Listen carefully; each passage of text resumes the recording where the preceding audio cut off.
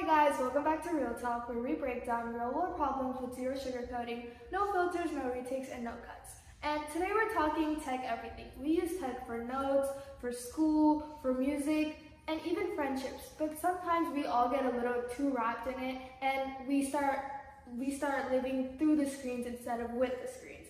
And today I have a special guest, Ms. Karika, who's a community leader, an IT professional, and a subject matter expert. And she's here to share insights on how she thinks youth are using technology in today's world. So thank you so much for joining me today. I just want to start off by saying, how do you see youth using tech today right now? Are we using it smartly, or are we all just a little too wrapped up in technology? First of all, thank you, Ishva. It's my honor. The question is really a wonderful question, and it makes you think.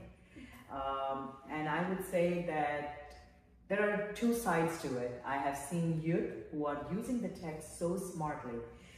By smartly, I meant they are using it for their educational growth. They are using it in connecting with their community, connecting with their parents, grandparents, remotely, using the social media to raise funds, and also building their skills. So that is something which is use of tech in a very smart way. But as you rightly put in, that sneakily getting into your health issues, and that's when the tech becomes a wrap. It also affects your emotional and cognitive skills. So that are some of the symbols or signs that you can say. So when you say sneakily, what are some sneaky ways tech traps us without us even noticing it? Because I'm sure we're all extremely gullible when it comes to our usage of technology in our phones. What are some sneaky ways it just traps us without us even paying attention or paying mind to it? That's a very good question. And to be very honest, it's not just for the youth, even for adults, even for seniors. There are many tech traps, to be very honest, but some that we can keep our mind and our awareness open that I have identified. One of them is the cancel subscription. Oh my God, that is so difficult to find. The second of all, the free trials. The first thing for free trials that they do is they ask for your credit card. And they give you like whether 15 days or 60 days trial period, and by the time you realize you have already crossed a day and your credit card is charged. So that's the second way. And the third thing, oh my God, that is the guilt tripping language that they use. So they would say, are you sure you don't want to save money? And that kind of makes you think, do I really want to cancel the subscription? You know, so these are the few things that keeps you engaged and traps you, and that's what we need to be aware of, and we need to keep. Yeah, I completely agree, especially for kids like us, social media and how they advertise stuff, because we all have all of our information on our phones now. Like, nothing's manual, everything's online, so we don't even notice, like we don't even pay attention to what we're clicking, and we just start scrolling and scrolling, and then it's a never ending, and we don't even pay attention to it. But so I know you talked about smart ways of using tech. How can students turn tech into an advantage instead of just entertainment? Good question. So for students to turn tech into an advantage, they can focus it to enhance their learning, build their skill sets, and they can actually get their career preparation. Okay, and I would say entertainment, and definitely we being humans, youth, they need some kind of an engagement. But then there are digital tools that, along with fostering your creativity, they also give you that gamification and entertainment that can enhance. And I have come across so many fantastic tools which serves both the purpose, creativity, learning, at the same time entertaining and keeping you motivated to use it. So what are those few must-use tools that I feel like every young youth can use technology for their betterment instead of just constant?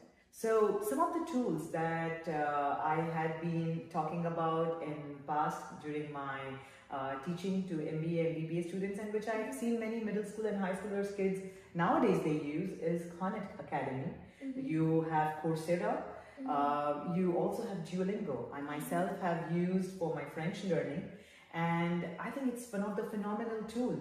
Uh, Keeps you, it learns from your habits, it watches whether you're taking at certain day or a certain time of the week when you're doing more than a couple of lessons, encourages you, gives you that extra boost. So these are the few tools, even for those who want to go for their budget or financial, they can use Mint, they can use Forest, keep track of them being away from the digital tool, so virtually planting trees and all. So I think there are tools that can help you to stay smart and to take the tech into your advantage. Yeah, I completely agree. Those are some really, really great apps.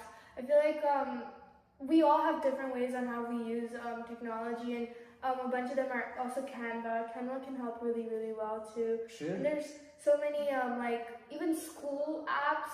So instead of when you wake up or you're on your phone, instead of just going to entertainment apps, we can look through any of those because they can help us, grow mentally in our head. So I feel like sometimes, well, nowadays everything, revolves and works around AI. Everything works on AI. You can create an app through AI.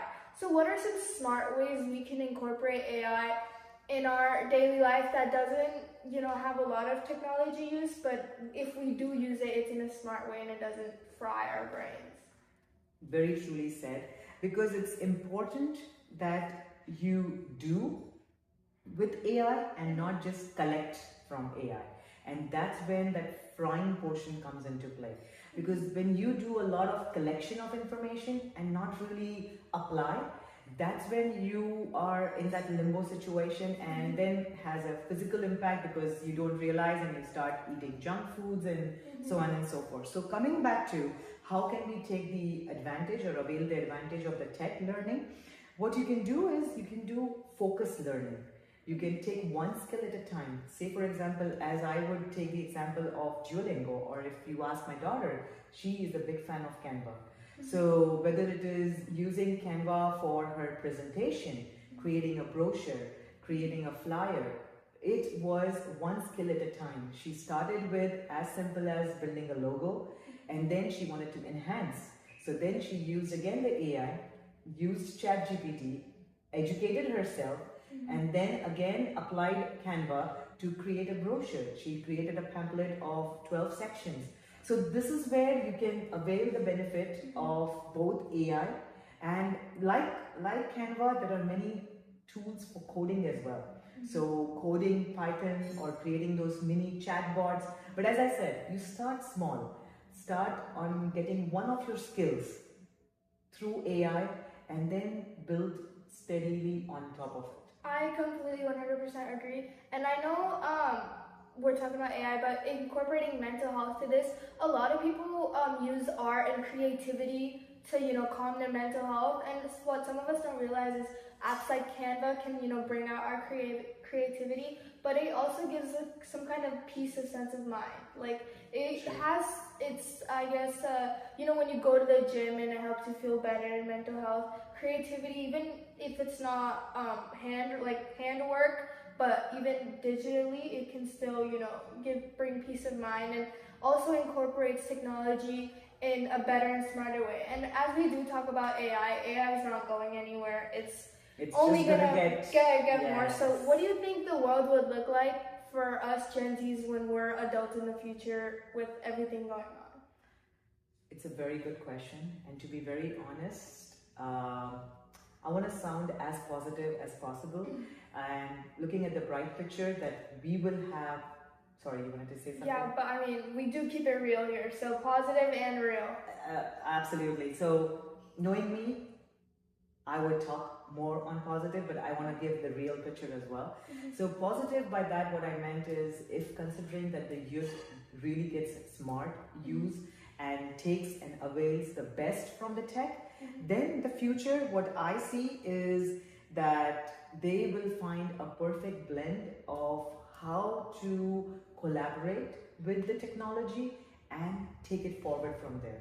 So when I was talking about that, the tech GoFundMe, the youth raising funds for marathon, young kids being independent to find their own passion for climbing Mountain Everest.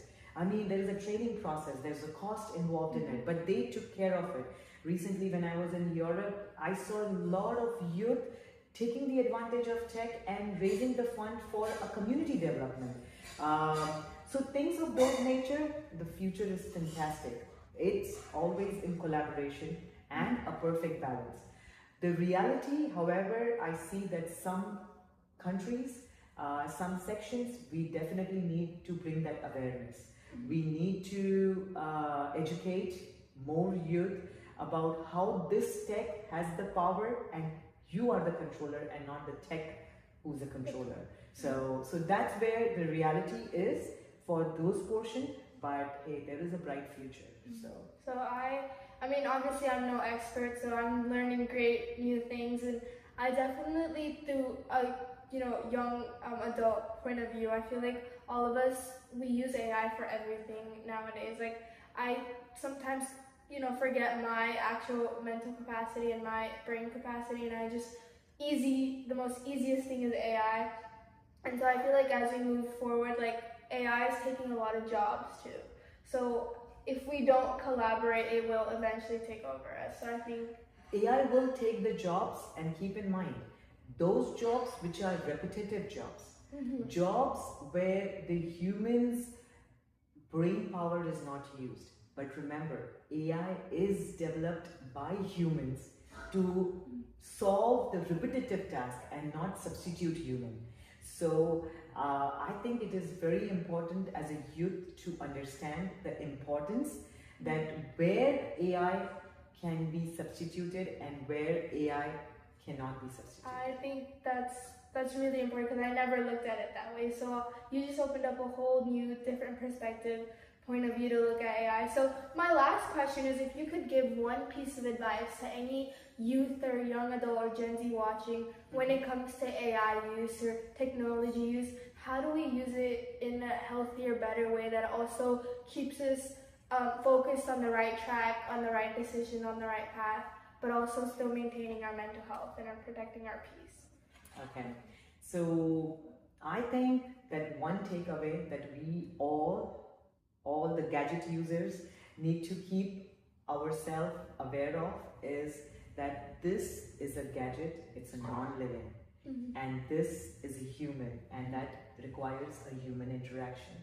So always give a preference this over this. And I must say that I'm totally impressed for you to use a paper product versus like me, who is using a technology device. But having said that, one advice that I would like to give all the youth, the Gen Zs, is please make your choice wisely.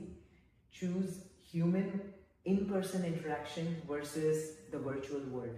It is very easy to get praise, to look the way you want to look, but hey, there is a physical involvement. So by applying filters, you may fool yourself, forget about the world, but hey, is that making you complete with it? And that's when we talked about the mental health. Your mental health and everything will come in place if you give the preference to the human in-person interaction versus the virtual. So I think that was a really, really good point. In overall this whole episode, 5 main things I learned was tech isn't good or bad, it's just powerful. We need to put ourselves in charge on how we use it. Your phone, when you wake up, choose an app that actually can help you and your mental health get better and not distract you and not think and worsen your mental health. Don't compete with technology, collaborate with it. That's probably one of the big things I learned today. And protect your time and value your time like you know other. Like you need it right now. So don't waste your time on things that have no healthy use for yourself. And ask yourself, am I scrolling or am I growing? So thank you so much, Ms. Karika. You were literally, I have opened up so many different perspectives on how I view AI, even on good and bad times. But basically overall, please protect your peace. And when it comes to technology and AI, think on how we can betterment it for ourselves and for the future of our generation and more generations coming. So thank you so much for watching. If you liked it, please keep watching more and like and comment and share. I'll see you next time. Thank you guys so much. Thank you. This was great. I loved it.